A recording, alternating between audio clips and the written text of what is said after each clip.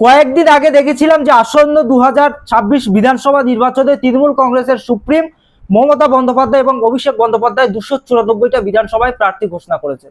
এবং আজকে আইএসএফ এর কেন্দ্রীয় অফিসে নওশাদ সিদ্দিকী আজ বেলা 3টের পরে নওশাদ সিদ্দিকী প্রার্থী ঘোষণা করবেন, আমরা এমনই সূত্র মারফত খবর পাচ্ছি। এবং আপনারা জানেন যে গতকাল আইএসএফ এর কেন্দ্রীয় অফিসে একসময়ের বেতাজ বাদশাহ ভাঙড়ের তৃণমূল কংগ্রেসের নেতা আরাবুল ইসলাম তিনি একাধিক শর্ত গ্রহণ করে তিনি আইএসএফে যোগদান করেছেন। গুরুত্বপূর্ণ বিধানসভা হলো ভাঙড় এবং ক্যানিং বিধানসভা, এবং সেই বিধানসভায় কাদের নাম থাকবে এই প্রার্থী তালিকায়? আমরা সূত্র মারফত খবর যেটা আমরা পাচ্ছিলাম যে সম্ভাব্য ক্যানিং পূর্বের প্রার্থী হবেন আইএসএফ এর নাকি আরাবুল ইসলাম। এবং আজকে কি সেই আইএসএফ এর প্রার্থী তালিকায় আরাবুল ইসলামের নাম থাকবে? আমরা কথা বলবো এই বিষয়ে। আমাদের সঙ্গে রয়েছে আইএসএফ নেতা মুর্তাজা মোল্লা, তিনি এই প্রসঙ্গে কি বললেন শোনাবো।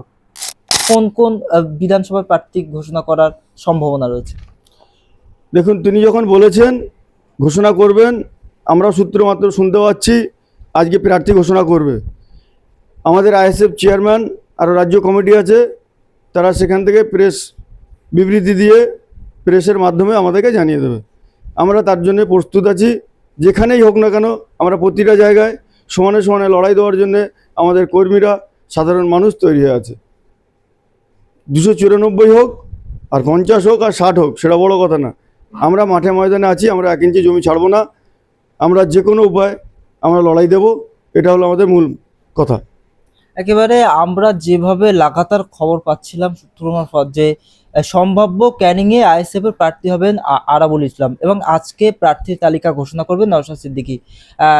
আজকে কোন রকমের আইএসএফ এর পক্ষ থেকে একটা বড় কিছু চমক থাকবেন বলে মনে হচ্ছে? সেটা চমক তো নিশ্চয়ই থাকবে। সে চমক যখন বলেছে চমক থাকবে, সেটা ভাইজান বলবেন। সেটা আমাদের মুখ থেকে শোনার থেকে বেশি আমাদের ভাইজান যখন, আমরা যদি আগে কিছু বলে দিই, আমরা হয়তো দেখা গেলো সেটা নাও হতে পারে। কিন্তু ভাইজান কি ভেবে রেখেছেন সেটা তো সব থেকে বড় কথা।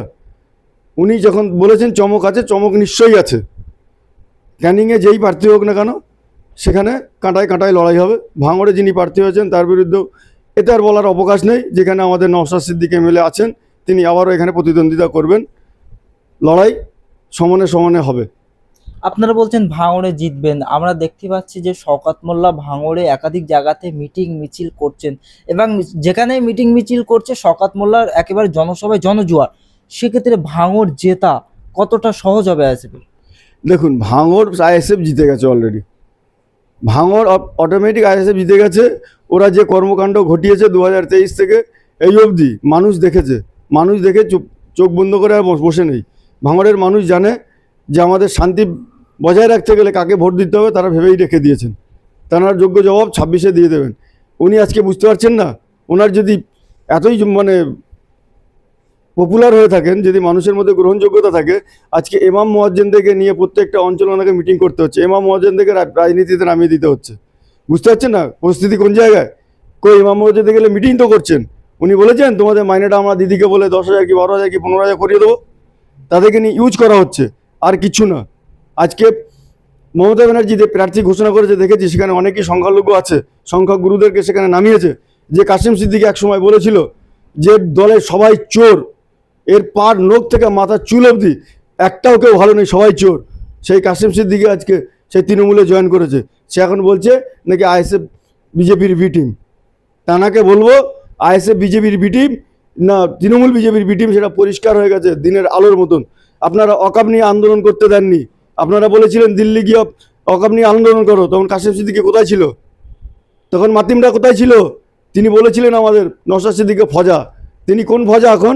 তিনি বলেছিলেন রাজনীতি করা যাবে না, রাজনীতি করা এ অমুক তমুক 7-17 অনেক পাতলা দিয়েছিলেন। এখন তিনি কোন জায়গায় আছেন? তাদের যে ইমানটা শক্ত আছে তো? তাদের ইমানটা ঠিক আছে তো? কথা বলার আগে ভাবতে হবে, থুতুটা আমি ফেলছি আমার গায়ে পড়ছে না অন্যের গায়ে পড়ছে। এইসব লোকদেরকে বলবো, সাধারণ মানুষকে বলবো, এইসব লোক দিয়ে আপনারা সতর্ক থাকুন। এইসব লোকগুলো আমাদেরকে গাড্ডায় ফেলে দিয়ে পালিয়ে যাবে। এই এসআইআর নিয়ে মমতা ব্যানার্জি বলেছিল যদি এসআইআর হয় আমার বুকের উপর দিয়ে বোলডোজার চলবে। মমতা ব্যানার্জি কি পেরেছে আটকাতে? 90,000 কর্মী নিয়োগ করেছে, করে তাই রাজ্য সরকার কেন্দ্র সরকারকে সহযোগিতা করেছে। আজকে যে মানুষগুলো এখনও নাম ওঠেনি, তাদের কি ব্যবস্থা নিয়েছেন? কোটি কোটি টাকা উকিলদেরকে দিয়ে যারা 2 নম্বরই, যাদেরকে চুরি চামারি করে যারা জেল গেছিল, তাদেরকে বাঁচাবার জন্য উকিল দিয়ে কোটি কোটি টাকা ব্যয় করেছেন। আর এসআইআর নিয়ে উনি গেছেন প্র্যাকটিস না করে সুপ্রিম কোর্টে উনি সাধারণ মানুষের সওয়াল করতে, এরা মানুষকে প্রভাবিত করতে, মানুষকে ভুল বোঝাবার বার্তা দিতে গেছেন ওইখানে। একেবারে আমরা দেখলাম যে গতকাল তৃণমূল কংগ্রেসের এক সময়ের বেতাজ বাদশাহ, যেটা ভাঙড়ের মানুষরা দাবি করতো, আরাবুল ইসলাম, সেই আরাবুল ইসলাম আইএসএফ এর কেন্দ্রীয় অফিসে গিয়ে কিছু শর্ত ছিল, সেই শর্ত মেনে আইএসএফ এ যোগদান করলেন। এবং আরাবুল ইসলাম একটি গুরুত্বপূর্ণ কথা বলেছেন যে আব্বাস সিদ্দিকী, নওশাদ সিদ্দিকী তাকে যা দায়িত্ব দেবেন তিনি সেটা পালন করবেন। তাহলে সেই ক্ষেত্রে আইএসএফ এর তো অনেকটাই সহজ হয়ে গেল 26-এর নির্বাচন।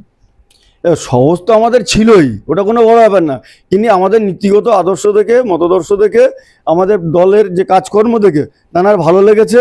তিনি দেখছেন আমি যে দলটায় আছি, এখানে খুন, মার্ডার, রাহাজানি, তোলাবাজি ছাড়া আর কিছু হয় না। নওশাদ সিদ্দিকী, আব্বাস সিদ্দিকী একটা মুখ, পশ্চিমবাংলার নতুন দিশা দেখাচ্ছে। উনি চিন্তা ভাবনা করেছেন, করে দেখছেন যে দলটারে উনি এত খাটা খেটেছেন। উনি তো নিজের মুখে বলেছেন যে মমতা ব্যানার্জিকে যে জীবনতলাতে যে বোম মেরেছিল, যে স্টেট গুড়িয়ে দেওয়া হয়েছিল, সেখানে কীভাবে তারা জীবন বাঁচিয়ে তখন পালিয়ে এসেছিল, সেই মমতা ব্যানার্জি সঙ্গী ছায়া এখন শওকত মোল্লা। তাহলে আপনাদেরকে ভাবতে হবে এইরকম একটা লোক ভাঙড়ের দায়িত্ব আছে, তাহলে এই ভাঙড়টাকে কি তারা আবার সেই খুন সন্ত্রাসের রাজনীতিতে করতে চাইছে? ভাঙড়ের মানুষ সজাগ আছে, ভাঙড়ের মানুষের যোগ্য জবাব দেওয়ার জন্য তৈরি আছে। ভাঙড়ের মানুষ এইসব পছন্দ করে না। ভাঙড়ের মানুষ শিক্ষিত মানুষ, বুদ্ধিজীবী মানুষ, এরা জানে কী হবে, কোন জায়গায় কী ওষুধ দিতে হবে। সে ওষুধ তারা বেটে রেখে দিয়েছে, সময় আসলে সেই ওষুধটা দিয়ে দেবে। ইতিমধ্যেই তো শওকত মোল্লার যারা অনুগামীরা রয়েছে তারা ভোট প্রচার শুরু করছেন। আপনারা কবে থেকে ভোট প্রচার বা দিয়ার লেখান কাজ শুরু করবেন? দেখুন, আমাদের ইতিমধ্যে ভোট প্রচার শুরু হয়ে গেছে। আমরা সবসময় মানুষের সাথেই আছি। এই 10টা 50টা 100টা লোক নিয়ে রাস্তায় নামলে তো ভোট প্রচার হয় না। আমরা ভোট প্রচার আমরা ঠিক আমাদের কাজ চালিয়ে যাচ্ছি।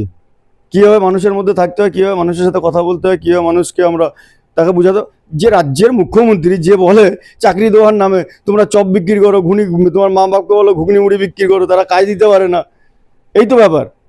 যারা অকাপ নিয়ে আন্দোলন করলে বলে দিল্লি যাও, তাহলে এর থেকে আর কিছু আছে? মানুষ যদি এখনই না বুঝতে পারে এই কোনো ধর্মকে নিয়ে রাজনীতি করছে, ভালো করে বুঝুন, ধর্মকে নিয়ে রাজনীতি করছে। একটা হিন্দু আমাদেরকে বলছে যে আমরা বিজেপিকে সামনে রেখে যে মুসলমানকে আমরা বাঁচাচ্ছি। উনি কি বলেছেন? যে একটা আছে গুলুগুলি করছে, খুব খতরনাক জিনিস। আরে খতরনাক তার থেকে আপনি দেখুন, জগন্নাথ মন্দির করে দিল, রাজা নিউটাউনে দুর্গাঙ্গন করে দেবে, আবার কোথায় মহাকাল মন্দির করবে। আরও তো অন্য অন্য জাতির ধর্মের মানুষ আছে, ওটা করছে, আমাদের কোনো আপত্তি নেই, আমরা বিরোধিতা করছি না। কিন্তু এটা পরিকল্পনা করে কিন্তু একটা ধর্মের সাথে ধর্মের লড়াই লাগাবার পরিকল্পনা, এটা মানুষকে বুঝতে হবে। কই মুসলমানদেরকে দিচ্ছে না? আরও যারা অন্য অন্য জাতি পিছিয়ে পড়া মানুষ আছে তাদেরকে দিচ্ছে না, কেন দিচ্ছে না? এটাই বোঝার আছে। ইমাম মুয়াজ্জিনদের 500 টাকা ভিখারি ভিক দিয়েছে ভোটের আগে, দেখেছেন? যে দুর্গাপুজো উৎসব, যে দুর্গাপুজো প্যান্ডেলে ক্লাব থেকে আগে 10,000 করে দিত, বর্তমানে এসে 1,10,000 হয়েছে। ভালো করে ভাবুন, তাহলে আপনাদেরকে বোকা বানাচ্ছে না বাজা না? মন্দির করে দিচ্ছে কোটি কোটি টাকা খরচা করে। আরে সরকারের কাজ কি মন্দির মসজিদ করে দেওয়া? সরকারের কাজ হলো কর্মসংস্থানের ব্যবস্থা করা। সরকারের কাজ হলো দুবেলা দুমোটা কীভাবে জনগণের পেটে ভাত যাবে সেই ব্যবস্থা করা। সরকারের কাজ হলো স্বাস্থ্য শিক্ষার ব্যবস্থা করা। এরা কি করছে? এরা মেলা খেলা অনুদান অমুক তমুক দিয়ে রাজ্যটাকে পুরো বরবাদ করে দিচ্ছে। এত কোটি টাকা, আজকের 8 লক্ষ কোটি টাকা দেনা হয়ে গেছে বর্তমানে, কিন্তু কাজের কাজ কি হচ্ছে? এর আগে মুখ্যমন্ত্রী কমসে কম 8 থেকে 10টা শিল্প সম্মেলন করেছেন। আমাদের রাজ্যে কত শিল্প এসছে বলুন তো? এই বাম আমলে যদি এই লেদার কমপ্লেক্স, নিউ টাউন, অমুক তমুক না থাকতো, এই এলাকায় আগে দেখেছেন আপনারা কি অবস্থা, কি পরিস্থিতিতে মানুষ ছিল? বাড়ির বাইরে একটা বন্যা রাখা যেত না, চুরি করে নিয়ে যেত। কর্মসংস্থান হওয়ার জন্য মানুষ অনেকটা মূল স্রোতে ফিরেছে, কিন্তু বর্তমান যা পরিস্থিতি আবার সেই জায়গায় চলে যাওয়ার একটা পরিকল্পনা তৈরি হয়েছে। এবারে কি আপনারা শুধু ভাঙড় জিতবেন নাকি তার সাথে সাথে ক্যানিংও জিতবেন? আমাদের চেয়ারম্যান বলেছে যে আমরা ডবল ডিজিট নিয়ে আসছি। সে ডবল ডিজিট 10 হতে পারে, 12 হতে পারে, 20 হতে পারে, 25 হতে পারে, 30 হতে পারে, সেটা তো সময় কথা বলবে, কিন্তু ডবল ডিজিট আমরা নিয়ে আসছি। একটা এমএলএ যেখানে 294 টাকা হিলিয়ে রেখে দিয়েছে, যারা ধর্ম নিয়ে সুশ্রুতি দেয়, যারা ধর্মের বিরুদ্ধে কথা বলে, যে বিজেপি তাদের বিরুদ্ধে 1 টাকা খরচা করে না, 1 পয়সা খরচা করে না। আর যারা ধর্মর কথা বলে, জাতি ধর্ম নির্বিশেষে প্রত্যেকটা জাতির হয়ে কথা বলে, তাকে হারাতে হবে। আপনারা দেখেছেন নওশাদ সিদ্দিকী মুসলমান, হিন্দু, শিখ, খ্রিস্টান বলে না, প্রত্যেকটা মানুষের জন্য কথা বলেন উনি। উনি এই যে ঘর বন্ধ করে দিয়েছেন তার জন্য কিন্তু বিধানসভায় কথাটা তুলে ধরেছেন। আজকে বলুন তো, এতগুলো 294টা সিটে আজকে হকাত মোল্লা বললো আমরা 100 কোটি টাকার এখানে কাজ করব, তাহলে 294টা সিটে 100 কোটি টাকার কাজ হচ্ছে, খালি ভাঙড়ে কেন হবে? ভাঙড়ে একটা এমএলএ নওশাদ সিদ্দিকী আছে বলে বিরোধী, তাকে হারাবার জন্য এই কাজ কোনো করছে। ভাঙড়ের মানুষকে বলবো আবার সেই নওশাদ সিদ্দিকীকে জেতাবেন, 100 কোটি হয়েছে, পরে 200 কোটি হবে, কেন সেই নওশাদ সিদ্দিকীর জন্যই হচ্ছে। নওশাদ সিদ্দিকী যদি না থাকতো এখানে কিন্তু কাজ হতো না। এর আগে কিন্তু 15টা বছর 3টে এমপি চলে গেছে, সুগত বসু, কবির সুমন, মিমি চক্রবর্তী, কোনো এমপি কোটার কাজ আমরা দেখতে পাইনি। আরাবুল সাহেব ছিলেন, কি এমএলএ কাজ করেছেন? রাজ্জাক সাহেব বলেছিলেন আমরা ভাঙড়টাকে সোনায় সহায়তা করে দেবো, কি কাজ করেছেন? এর হিসেবটা দিক। উনি তো বারে বারে বলছেন নওশাদ সিদ্দিকী কাজ করে না, আপনারা তো কাজ করতে দিচ্ছেন না, তারপরেও আমরা কাজ করার চেষ্টা করেছি, অনেক কাজ করেছি, সে খতিয়ান আমরা তুলে ধরবো মানুষের সামনে। আপনারা 2008 সাল থেকে পঞ্চায়েত নির্বাচনে জেলা পরিষদ, পঞ্চায়েত, এমপি, এমএলএ সবই আছেন। 2008 সাল থেকে হিসেবটা দিন, ক টাকার কাজ করেছেন। সেই সময় থেকে দাঁড়িয়ে আজকে 100 কোটি টাকার কাজ করতে আপনারা বাধ্য হচ্ছেন নওশাদ সিদ্দিকীর জন্য। নওশাদ সিদ্দিকী আছে বলে 100 কোটি টাকার কাজ করতে আপনারা বাধ্য হয়েছেন। আগামী দিনে ভাঙড়বাসীকে বলবো 100 কোটির জায়গায় আরো 300 কোটির কাজ করা যায়, সেই ব্যবস্থা আপনারা করুন।